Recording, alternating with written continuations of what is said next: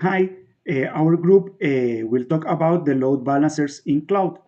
First of all, we are going to talk the load balancer in Azure. The first thing we have to do is create a free account in Azure, and this is the block diagram. It's how it looks the load balancers in Azure. The first step is create a project. After that, we have to create an availability set, and inside of this availability set, we have to create all of our components of our load balancer. So we create the load balancer. This is how the overview looks like.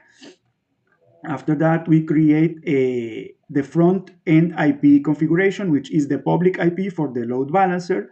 This is how we create the front IP for the load balancers. We have to create the rules. The first step, after to create the rules, we should be have create already the VMs, but I will talk about in a couple seconds.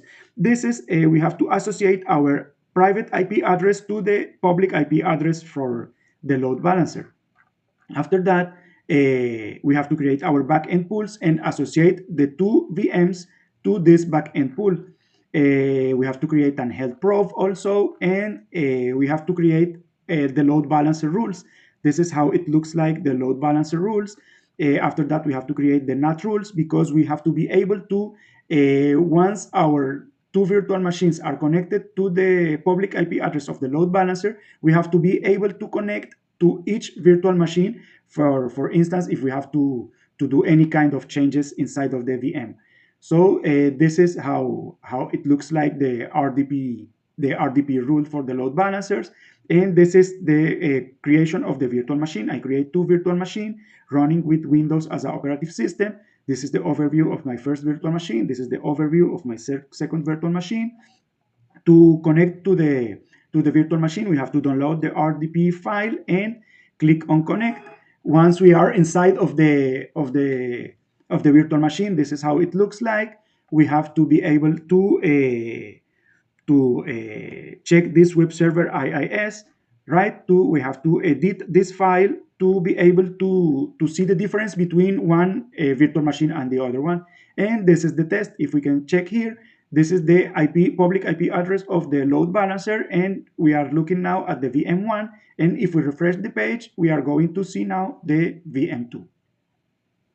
The second part of this project is create our own load balancer. What this means, we have to create, we don't have to use the internal load balancer of Azure. We have to create now a load balancer, but using Apache. As we can see here, we also have two different VMs and a server, but this server will run the load balancer. The difference, it's now I am running the operating system Linux.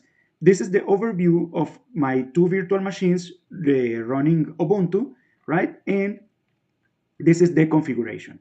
We have to first update the operative system. After that, we have to install Apache 2 as a web server. We have to start the server, and we can see here it's active and running. And we have to check the status with this command, service Apache 2 status. We can see it's active. After that, we have to, as we did it in the previous web server, now how we have here, sorry, we have to edit our nano index file, which is the web page. We have to edit the default web page. This is the nano index, and I edit this one as Apache 2 VM2. And okay, and now how we configure the server. This is the configuration of the server. And for the server, I run CentOS, and here I install HTTPD, which is Apache. We check the status of the web server, it is active and running, and we have to edit this file, which is conf.d. This is the path to go to the file, right? Once we are inside the file, this is the script that we have to run to create the load balancer.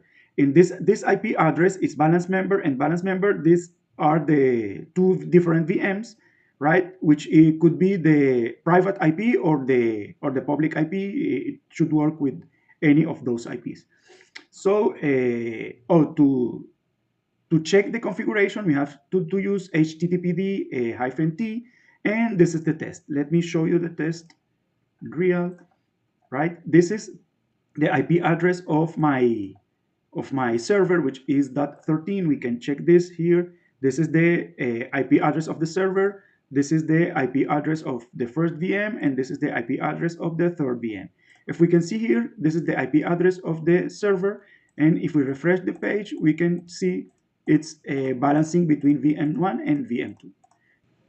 Now, my classmate, she will talk about how to create a load balancer, but now using another service provider, which is IBM. Hello, I'm going to explain the load balancer process in IBM Cloud Provider. With IBM Cloud Load Balancers, traffic can be load balanced among the servers to help improve uptime. I used IBM Cloud Load Balancer option for my secure web architecture implementation. This was a simple website. I enhanced the security of my website by using web servers that have no public facing IP addresses. They were all set on the IBM Cloud private network only and exposed to the load balancer. I couldn't connect to my web server from the internet. Therefore, I created this jump server. I could then SSH into the jump server, and from there SSH into the web servers using the private network connection. I use security groups which are similar to software firewalls. These security groups ensured that I could only log into my web servers from the server in the jump server. Now here I was in my IBM cloud account. First step was creating the security groups. There was this allow SSH inbuilt security group that I could use. I duplicated this allow SSH and gave the name my jump server. These inbound rules allow all incoming traffic on TCP traffic on port 22, which is the SSH traffic. I created this additional outbound rule and it allowed all outgoing traffic on port 22 SSH traffic. Then I created this my web server SG security group. This should be able to receive connections from my jump server. I also wanted to be able to serve HTTP traffic and HTTPS traffic via port 80 and 443. So here I'm adding this inbound rule. Inbound traffic was going to be from my jump server security group. The port range is 22 because it was for SSH traffic. Then I created another inbound rule. The port range is 80. Incoming traffic was from any, so 0.0.0.0 was used.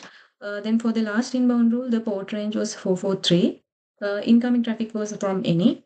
And there was also an outbound rule. It allowed any outgoing traffic to be passed. Then I created the virtual servers using transient option. Here I was creating my jump server. Selected CentOS as the operating system and selected public and private network uplink as the network interface. And here I added my jump server security group as public and private security groups. Then I created my web servers. Host name was given here. Selected operating system was CentOS. Selected network interface was private network uplinks because the load balancer is going to be connected to these servers. And here I added my web server security group as private security group. You can see all of my servers. Only my jump server has both public and private IP addresses. So my web servers are not exposed to the public internet.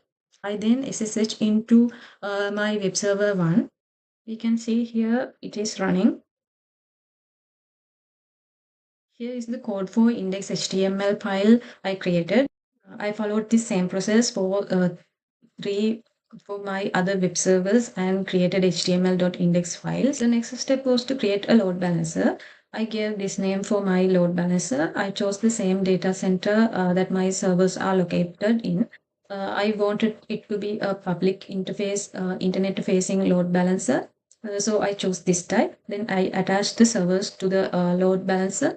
Next, I gave path as index.html for health checking. Health checks ensure that backend servers are operational and capable of handling requests. Now the load balancer is created. You can see here the health status of the servers. Then here I was testing my load balancer using load balancer's address. The connection had been distributed in a round robin fashion. This is the process for the second part.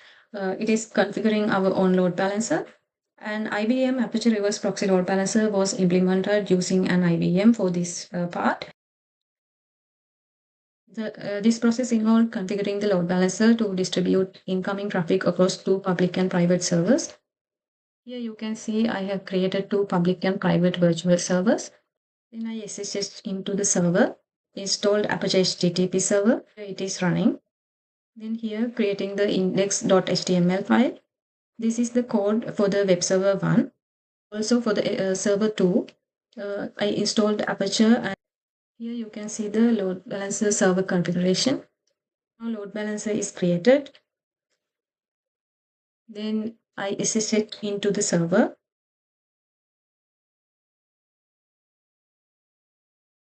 and installed Aperture. Here it is running.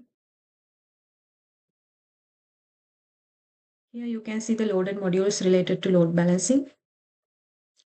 Then I created a conf file. Then tested the configuration files of the Apache HTTP server for syntax errors. This is the given Apache reverse proxy load balancer algorithm. This configuration sets up an Apache server as a reverse proxy load balancer. Here are my load balancer and virtual servers.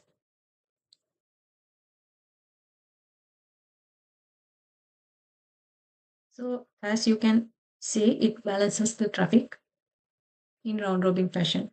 Thank Hello everyone. In this video, we will explore the process of creating a load balancer in Google Cloud Platform, which is GCP. So, as we all know, load balancers play a crucial role in efficiently distributing server load and ensuring faster and more stable digital experiences for users. So first we will learn about what does load balancer do. So a load balancer, also known as application delivery controller, acts as a mediator between users and server clusters. So it distributes user requests across multiple servers, which can be located in the same data center or spread across different networks or the internet. So this balancing of traffic helps handle high volumes of concurrent requests and improves overall performance.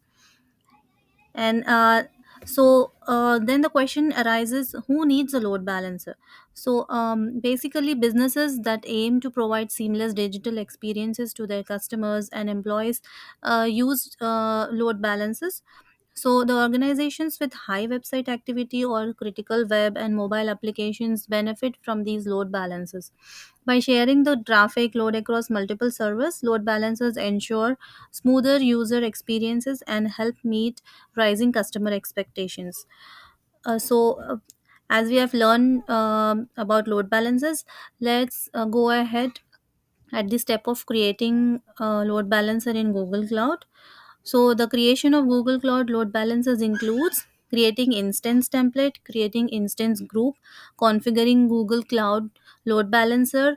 So here we have used application load balancer, and for that application load balancer, we have updated backend, frontend configuration and health check. And then the last step is verifying the functionality of load balancer by testing it in a web browser. So to create a load balancer in GCP, several steps needed to followed. So first we start by creating an instance template and an instance group, as you can see in the screenshots. Then we configure the Google Cloud load balancer, also known as application load balancers. So here are my two instant groups which I have created. And then when we go into the network services, we are having an option as load balancing, which helps us to create a load balancer in GCP. And then we have this sort of selection where we can select different kinds of load balancers. So here, as we are using application load balancer, we go for that. And we need to configure the backend services. As you can see in the screenshot, we can see that we have created a health check as well. And then in the next step, we are configuring the front-end services, as I have mentioned initially. So here, as you can see, we have set the front-end configuration. And then we have and the next step involves is accessing the load balancer. Here, as you can see, accessing the IP from an instance separately. So here, to check the instance separately in compute engine, after configuring the load balancer, you have to select any one of the instances. So here, uh, after creating a load balancer, we can see two groups have been created. So then the last step remains is to test a load balancer. So here we have copied the load balancer's IP address, which is an external IP address, and then we have opened a web browser, and where when we enter the IP address of the load balancer of the instance group separately, we can see that we are getting a result. Like from the first load balancer, we are getting the result high from instance group 1 and high, and the next IP address also gives us the result. So this was the procedure to create load balancer in Google Cloud Platform, GCP. Thank you for watching the video.